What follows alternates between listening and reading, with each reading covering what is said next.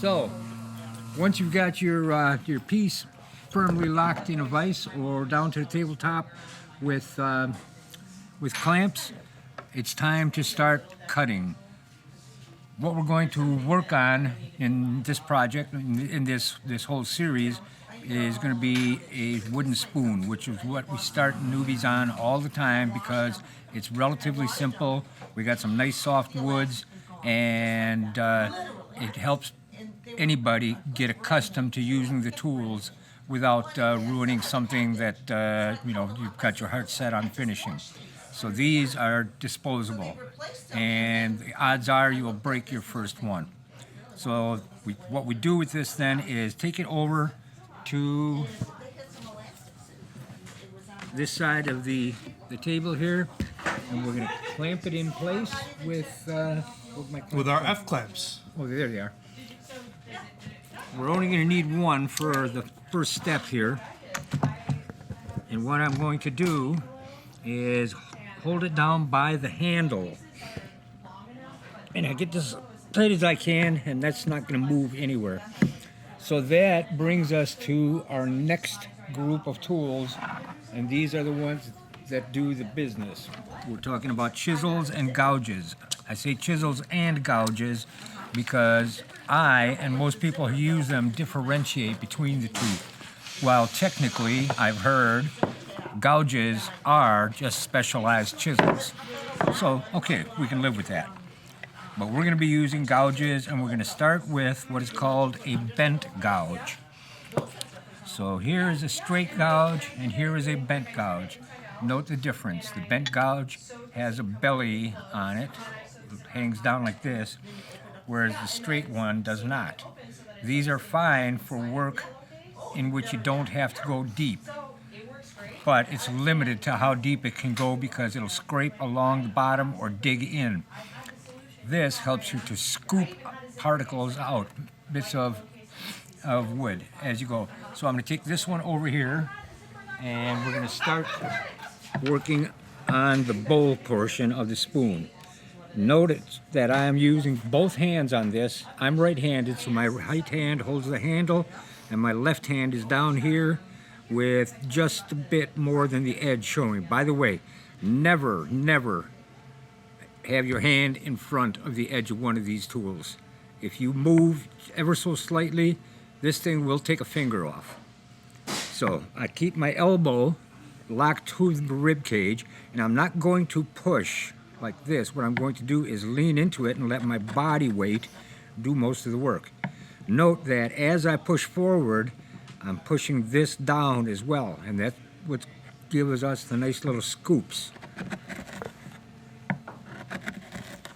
And I do it with the force of my body behind it rather than pushing like this, because when you push with your hands, you're likely to skip out like that. And that's when it shoots forward. If there's anything in the way there, it's going to get badly cut. So always keep it there. Now I can cut across the grain in here. The grain in the wood, we always use these pieces with the grain running the length of it. You want a straight grain, as straight as you can find. Sometimes you can't. But as long as we're near the center here, I can cut across the grain here, which we do not want to do in what I'm going to show you shortly. So I get a good start here,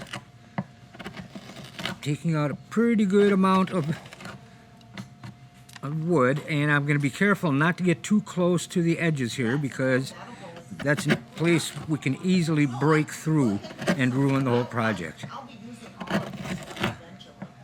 So, from here, oh, I should have got a pencil. I'll be right back.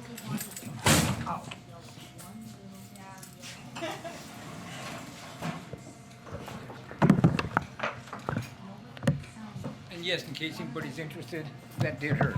So, when you're doing your first spoon, I'm going to lay it out for you like this. I take a pencil, and from the center line here, we're going to run this center line down through here and here. And we're also going to go the center in this direction here. When we're carving in here, when I'm carving up in this section, I always cut this way. Up in here, I always cut this way. Here we cut this way, and here we cut this way. Note that in each of those cases, we're going toward the center.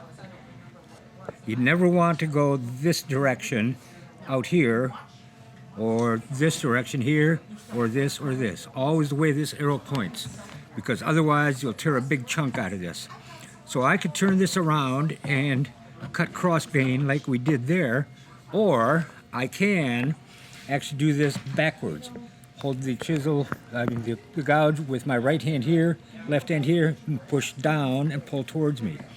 Now that might sound dangerous pulling it towards you, but it's actually safer than pushing, because human anatomy is such that we're designed to pull very strongly and with a great deal of control, whereas pushing is something we do like very quickly and we cannot control it, stop it as well.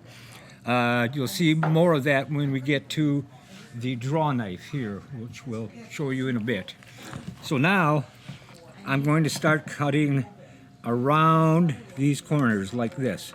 And notice that the chisel now is the gouge is being moved this way, so it's making a turn just down toward the center. I'm going to stop right there.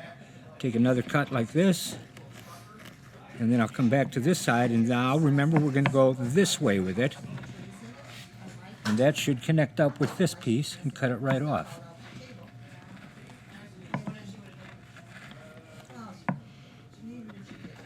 And note that I'm still staying away from that edge. I don't want to get too close to that, because we want to be able to take that out in exactly the proportion we desire when we get that far.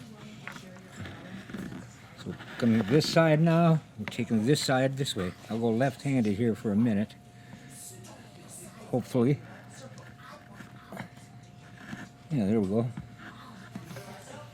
And then again here. And you can see how that's taking a nice curl now once we got that curvilinear movement going on.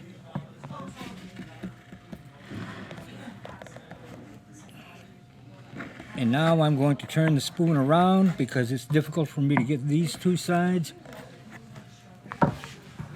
Okay, and I'm going to take just a quick break here. Yep, good. I'm going to put the clamp back on here. Let's see, we had it that direction, didn't we? We're going to go this way now.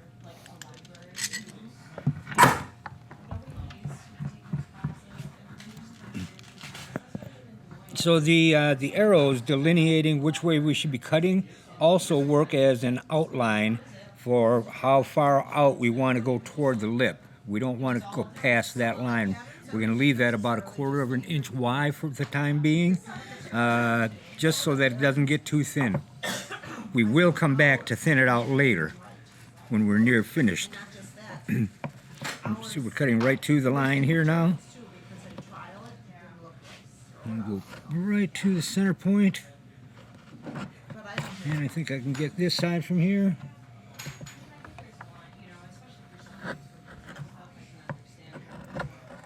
And I don't know if you can see it now, but if you look closely, down here where I did the curve, it's very smooth.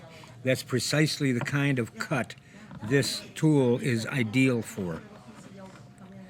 When you do your first few pieces, you'll find that your surface on the inside of the spoon will be it will have a lot of humps and a lot of deep portions in it. With practice, you can avoid those, and if not, then you can always scrape or sand it out later. But I'm paring down some of the high points here right now, and we're going to go back to the wall.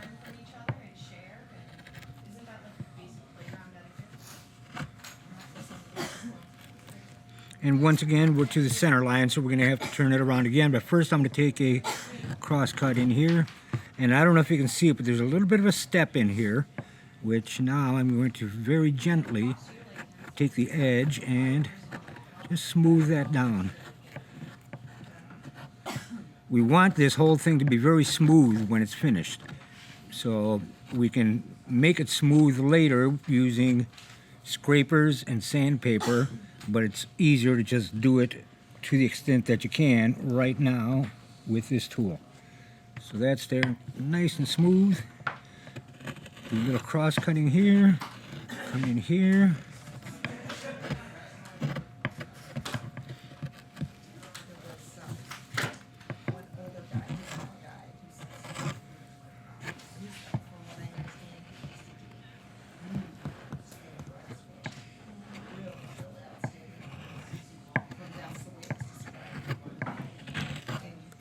And of course, spoons come in a bewildering array of lengths, depths, different shapes, all kinds of things. You get to do whatever you want to and can do.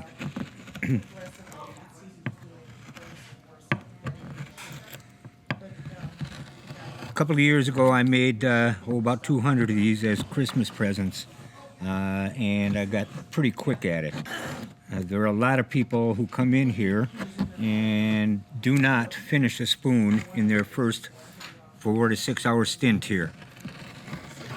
With a little practice, you do about 30 or 40 of them, you can do one in about 45 minutes.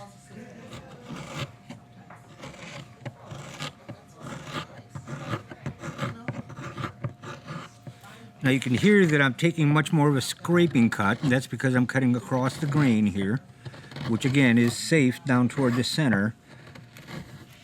And then up here, you don't hear anything because I'm shaving it.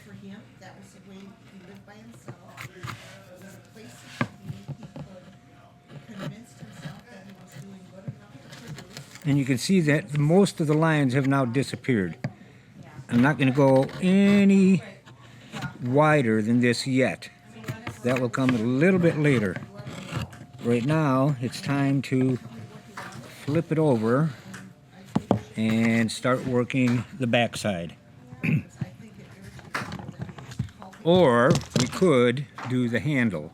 I want to just round the backside a little bit, and then we'll go to the handle. I'm going to be careful not to put pressure on this now because this is thinner than it was, and if I put a lot of pressure on that, it will split, which is what happens to many people's first project. I'm going to back that off a little bit. There we go. So what we want to do now is start rolling this edge over, make this round all the way around. And there's a number of tools we can use for that. I did not get out one of the draw shaves. Yeah, here we go. These. This is one of the best tools for this. This is called a draw shave, and it works on the same principle as a plane. You can see right here, this portion right here is the blade. The edge of the blade is right here, and if you look at it at the right angle, it's just barely coming through the foot here. If I rub my pencil on it like this, I could sharpen it, but it would take a long time because that's taking a very little cut. So with this tool, you have to be careful to hold it at the right angle so that it makes contact and cuts. If I have it up too high like this, it doesn't do anything. Too low this way, same thing. I got to catch it right in the right spot. There it is. See, hear it coming off, and now you can see it. See, that's dropping already, that angle. The problem here is I can't get at most of it, so I'm going to have to reclamp this, and it'll make it easier for you to see too. So I'm going to turn this around 90 degrees and hold it like this. This is something you'd be doing a lot of when you start wood carving, moving your clamps around. So now, gotta find that spot again. Here it is. And just take this off. And this takes nice little curls off of there. When you get a nice curl like that, you know you're doing it right.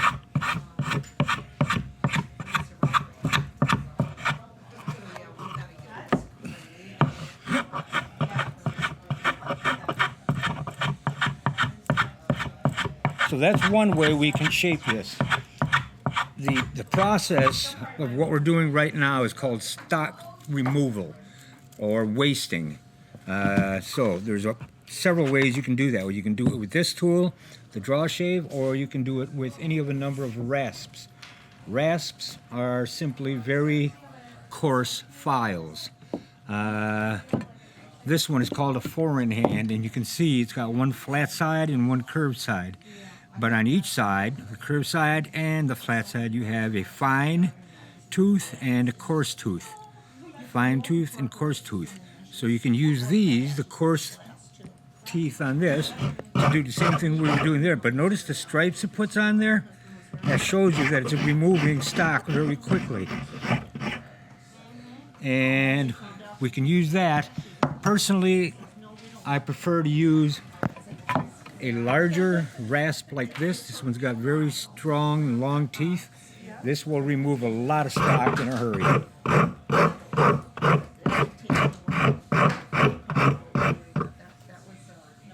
It also has a flat side and a round side. We're not going to be using the round side on this, but we'll get to something else.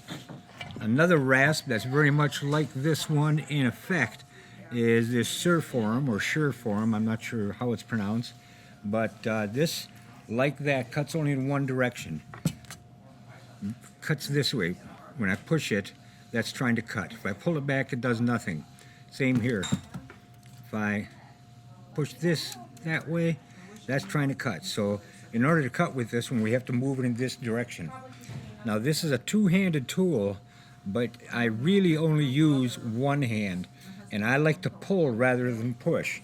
So if this is made to push, I simply turn it around. Now I have to pull to cut. And I do that, I hold it here, and all this hand does is keep the thing at the angle I want it to. I'm really not even holding on to this. Matter of fact, I can do this one-handed. But it's a little easier to steer with this hand.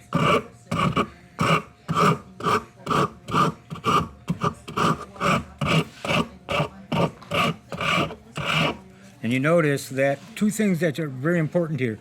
I'm always moving this before I make contact with the wood. I never stop like this and then push, because it's hard to get it started and it'll tear out a big chunk. So always keep it moving before you make contact. And then I curl around it to give it a nice rounding effect. I switched my position because from here I had to push. And as I said, I prefer to pull with this hand, whichever hand is down here. So that rounds it out nicely. And you get to decide how round you want it, whether you want a flat bottom spoon or what. But wait, what do we do in here? We can't get in here with this. We need another tool, which I don't have. I'll have it in about 10 seconds.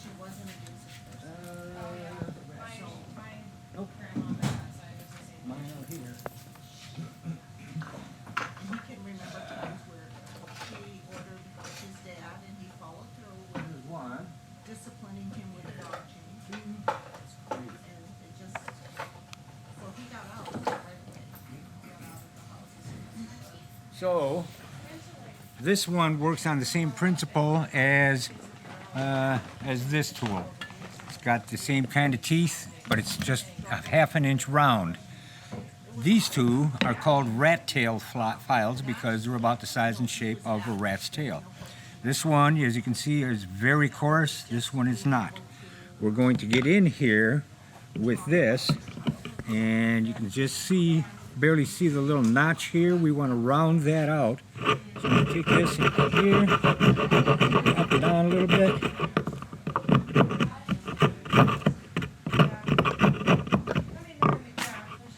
And then we'll take the 4-in-hand and flatten it out a little bit. And now you can see it doesn't really have a notch there anymore. That still needs a little work, but we'll get to it in a minute. Do the same on this side.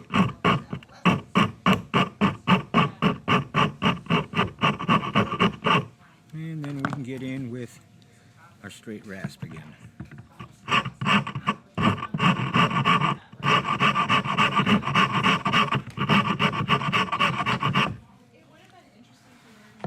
Now I'm gonna increase that radius a little bit.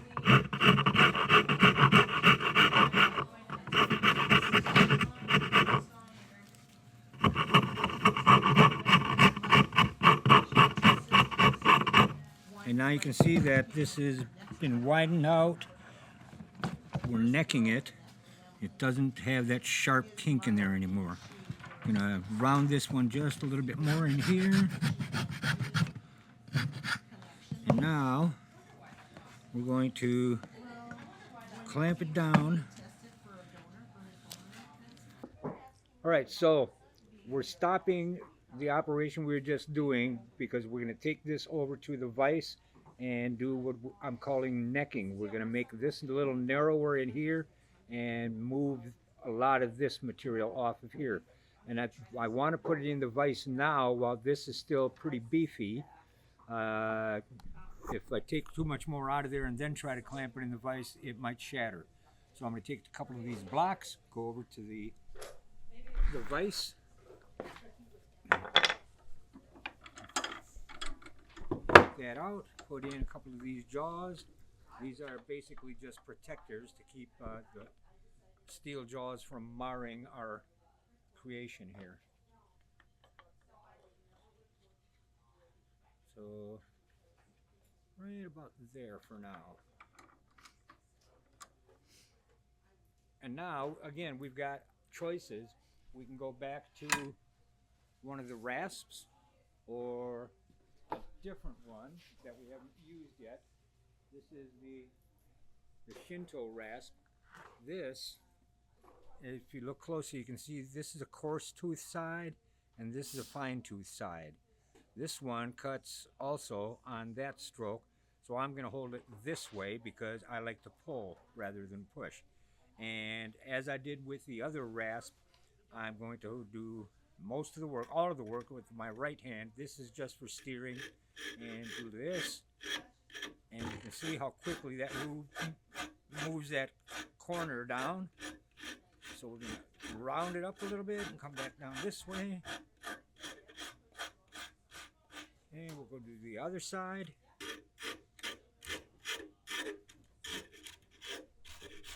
So the question might arise in some people's mind, is this really carving? You're just filing. Well, carving is anything you're doing to wood to make a big piece smaller. So yeah, it counts. This is carving. I'm going to pull this out a little further so I can get a little deeper in that neck. Right about there. And we just continue this until we get it to about the width we want. Notice I'm cutting it flat now. That's just to get it down quicker, and then I'll roll it over again. And this is blending nicely into the neck there.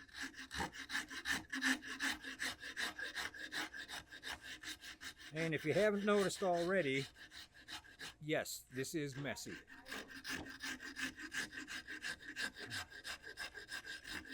When we have our Sunday get-togethers, there's a whole lot of dust and chips all over the tables and floors, and anybody who happens to walk by, their problem, not ours.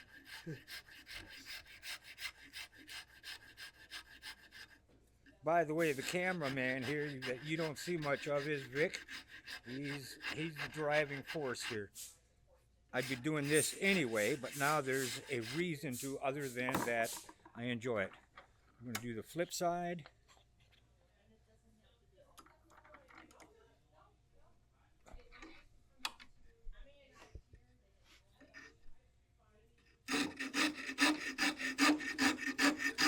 And I'm really pulling it down now just to show you how fast this is.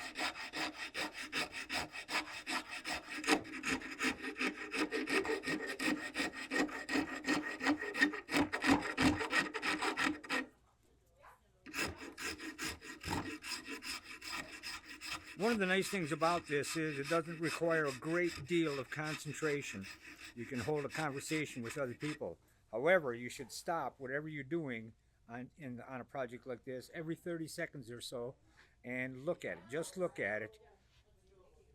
Is it shaping up the way you want it to? If so, carry on. If not, this is the time to correct it, not when it's too late.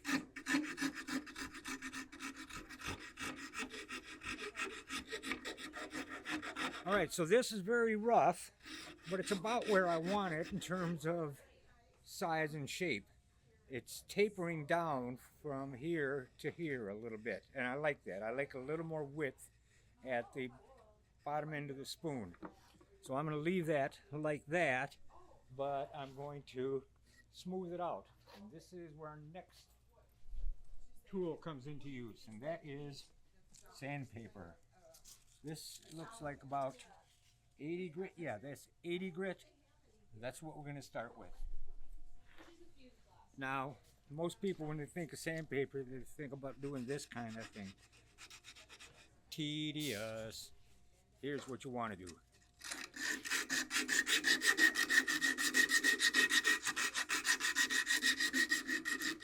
And notice that I changed my hand position.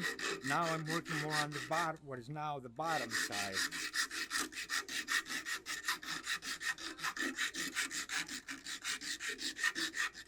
So, we're using 80 grit here. That's very coarse. If you look carefully, you can see I'm putting grooves in it.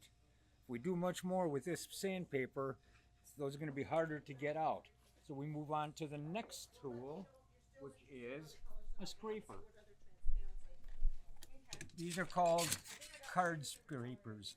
You can buy sets of them, 3 pieces, one like this, and one that's just a rectangle without the curves for about $20. Or you can cut up an old saw blade, which is what I do, and make 20 of them out of one blade. I'm going to use one of my homemade ones now. This one was sharpened, and this is something we'll go to at a later date. This one was sharpened 2 weeks ago. Sandpaper, if you use very fine paper, can put a pretty smooth finish on something, but this will do a smoother finish. The only thing that will give you a finish superior to this one is a plane, which we're not using on this project. So we're going to see this. Notice how rough it is. You can see shadows in the deep portions, and this is going to smooth up very quickly for us. And another advantage of the scraper over the sandpaper is this makes a lot of dust, but you can probably see if we get the camera at the right angle, that dust is all going straight down. Virtually zero airborne dust. That's important. If you're going to be doing hundreds of hours of this, it's very important. So use scrapers whenever you can. It also is capable of removing these ridges. You may not be able to see them, but I can feel them and see them. By the way, if your fingers tell you one thing and your eyes tell you something else, trust your fingers. Your finger can feel the difference. Difference here is a couple thousandths of an inch. If I just pull this way, I might exacerbate it, because what's happening is as it goes over one of the bumps, it plunges between the next two, and it just makes it worse. To avoid that, you skew the scraper like this, and that cuts the tops off of all of those ridges. They disappear in a hurry. And you can work at both directions. This will remove stock very quickly if it's sharpened and you go with the grain. We're not worried about that much right now. We're just trying to get rid of those major ridges. And we'll turn it around and do the other side. Get in there.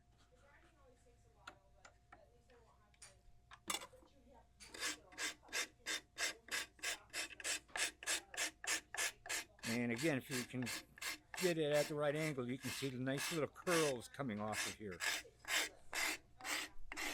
and falling to the floor.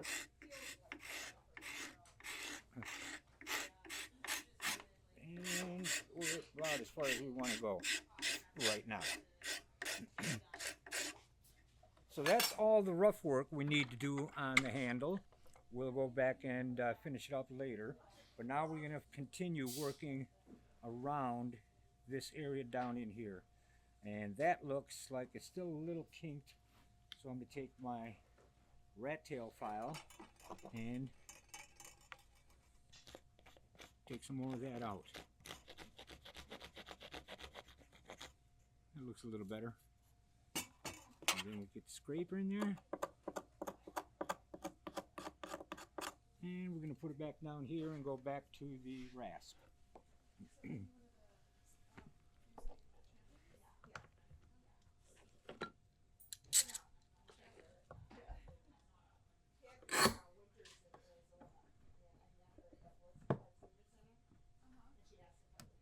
Sometimes we get spectators.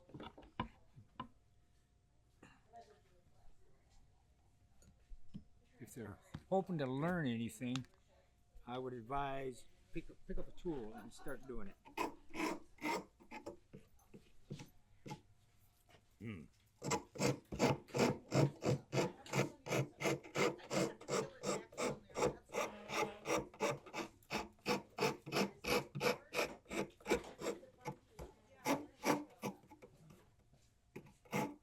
I'm going to switch over to the finer side because that poor side is digging in a little.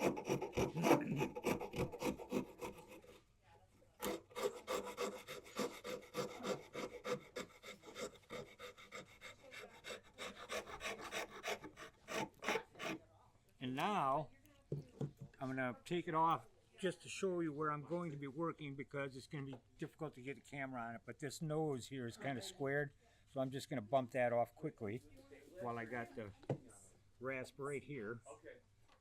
Okay. I like to stop over when I'm late here and make sure none of my are. And that's all it takes right there. We got that square nose off. So we go rounding it a little more.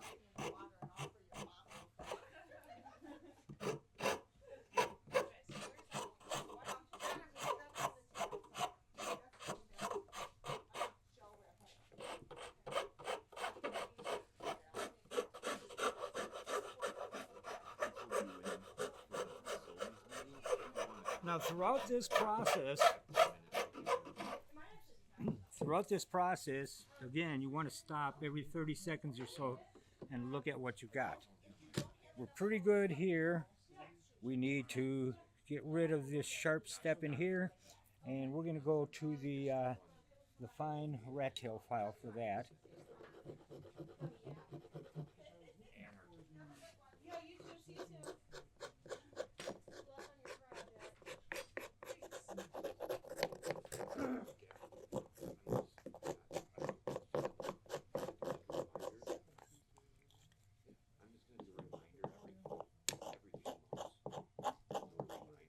Alright, and then we're going to take this sandpaper, just smooth that out a little bit.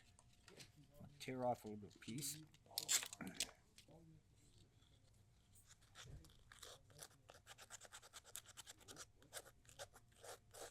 So we still need to smooth that out a little bit, but we don't need to do it now. I'm going to go back to the inside for a while and get that close to where we want it to finish.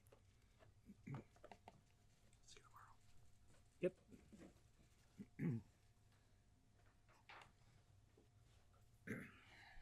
So we take our gouge again, and now I'm going to start working outward toward the lip. We're going to narrow this down.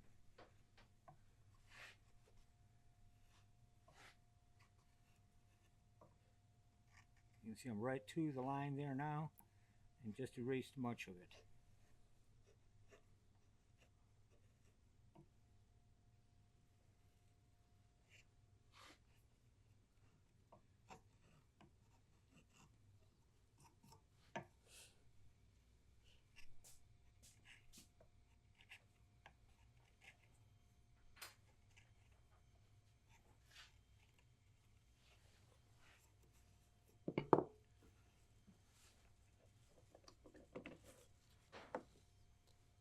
Going to be moving it from time to time as we work the 4 different quadrants.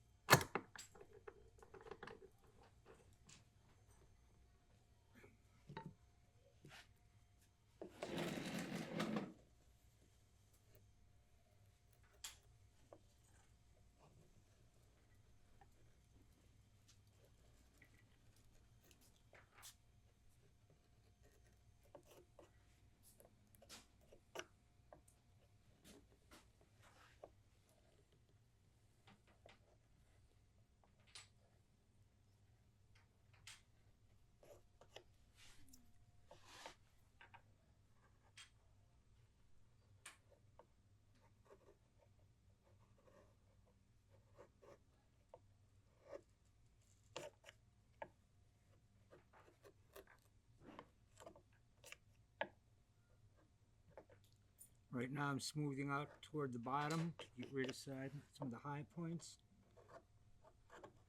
And we're going to go back and get some of this in here.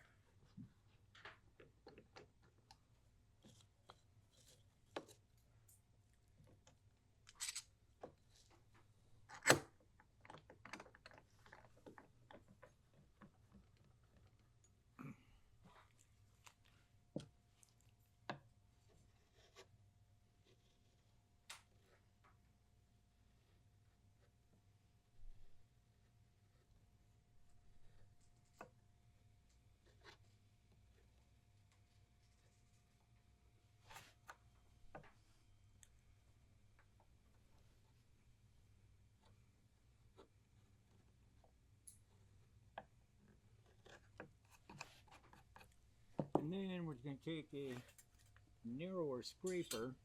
Notice this one has 4 different radii. This is a real tight radius here. That one's a little more open. That one is a little more, and then this one. For right now, I'm going to use the narrow end and start scraping this way with it.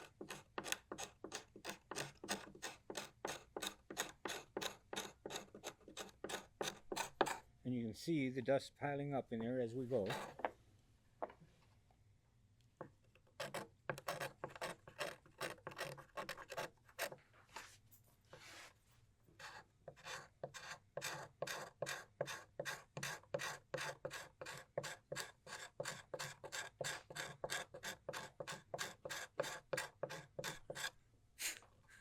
Now we've eliminated most of the bumps in here. We still got a little ridge right here. Tap that. That should go away very quickly. Yeah, that's pretty much gone.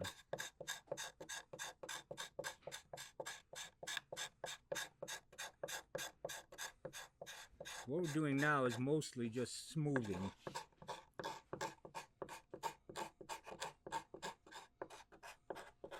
And I'm running into some funky grain there.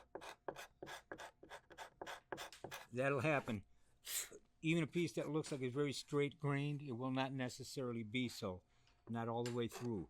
So you're going to have to change directions to account for it. Try to get all of this inside smooth as we can. And that's looking pretty good for now. Now you notice there's a whole bunch of chips out of this edge here. We're going to take a finer rasp, this one here, and try to smooth those out a little bit. I think I'm going to do that handheld rather than clamped. Put all this here and simply round that off a little bit, and that takes care of some of the blank spots where chips have come out.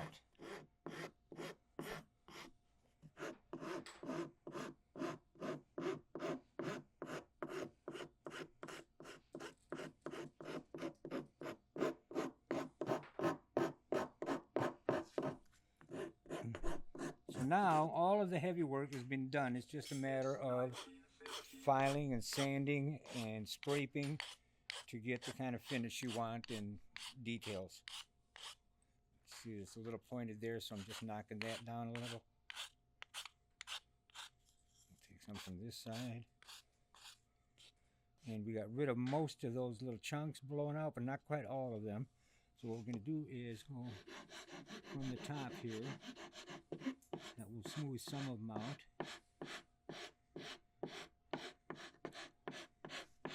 And then we'll simply round it over again.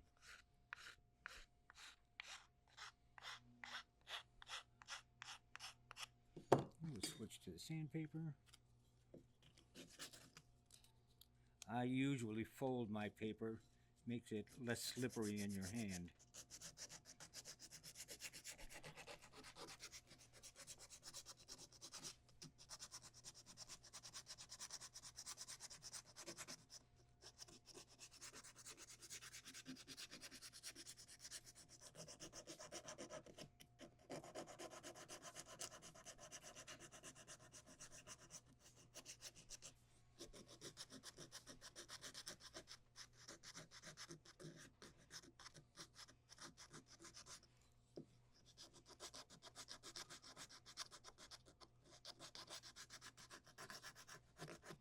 Okay, so we can pretty this up some more, but essentially that's a finished spoon.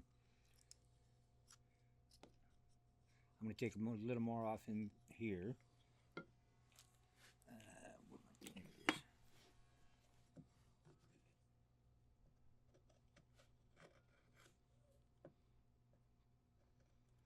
And notice I'm just holding it down by hand now and using my wrist as a wrist.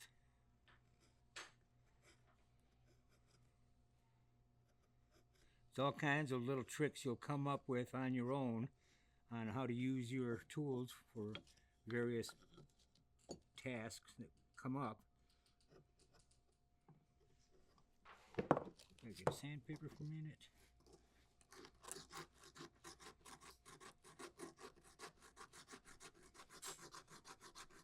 And still got a little deep spot right there.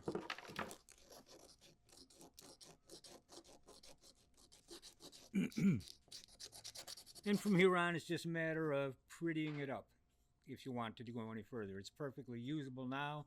It doesn't look like it was done by somebody who knows what he's doing. That's okay. You stop when it's good enough for you. It's only got to be good enough for who it's for. Right. And this one's for you, so you get to tell me when it's good enough. Did you finish your spoon yesterday? Yep. You did? Good. I'll gift it to my dad next time I see him.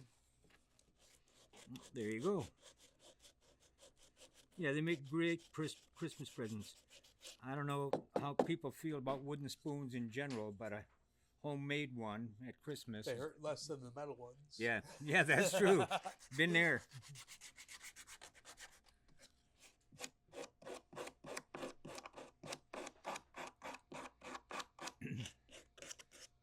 So I'll probably spend another 15-20 minutes making this pretty, but you can see the process. You've essentially seen the whole process. Right.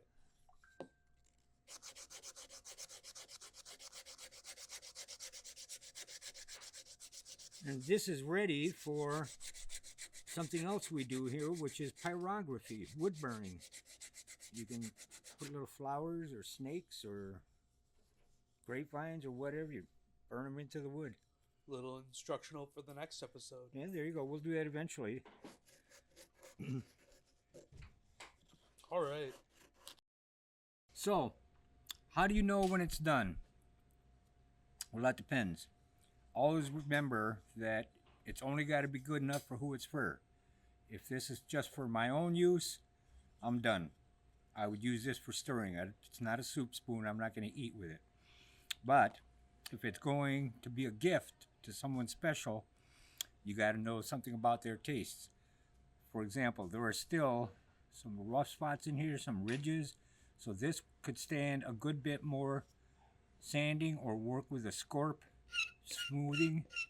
It makes that lovely fingernails on the chalkboard sound. That smooths things out very quickly and nicely. So the bowl portion here, the inside is starting to look pretty good. Still got a little pencil mark there. We're going to get that out. We're going to go to some finer sandpaper.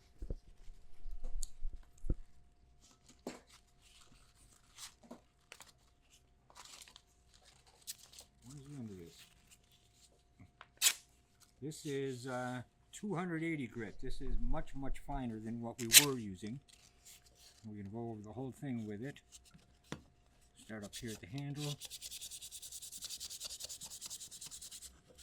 And this is where we want to get rid of all of the last few marks.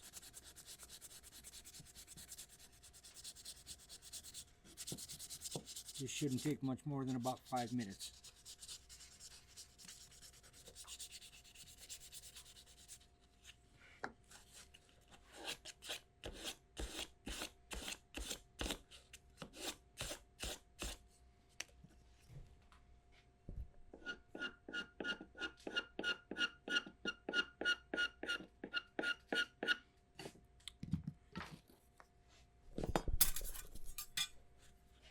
I'm jumping back and forth between tools here. And this is very much a matter of experience and personal preference on tools. I may jump from one tool to another several times in this process. But it's starting to look pretty good here.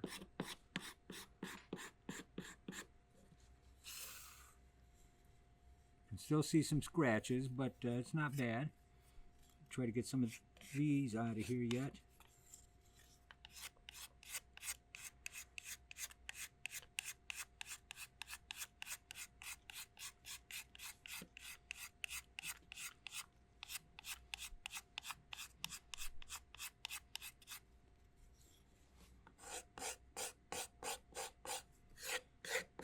In this instance, it only needs to be good enough for Vic. This is his payment for his help in the process here today. So tell me when we're done, Vic.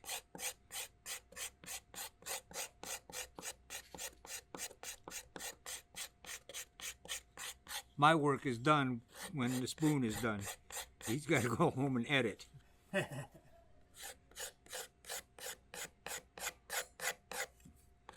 Which, by the way, I would love to learn how to do. We can certainly do that. Yeah, good. Nothing's stopping us. And it's only going to cost me a spoon, right? It's only going to cost you a spoon.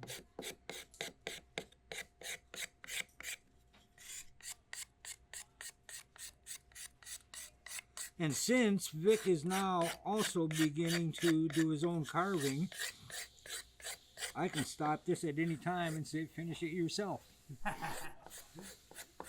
And he'll tell me, do your editing yourself. I lost on that one, right? I think that's pretty good. That's even in that 5 minutes, it's cleaned up real nicely. Yeah, and another 5 or 10 with a scraper and some fine paper, you can make it look really nice. So there you go. That's how you do a spoon. That's one way to do a spoon. As with anything else, you get two experts together and ask a question, you're going to get at least three answers. Yep.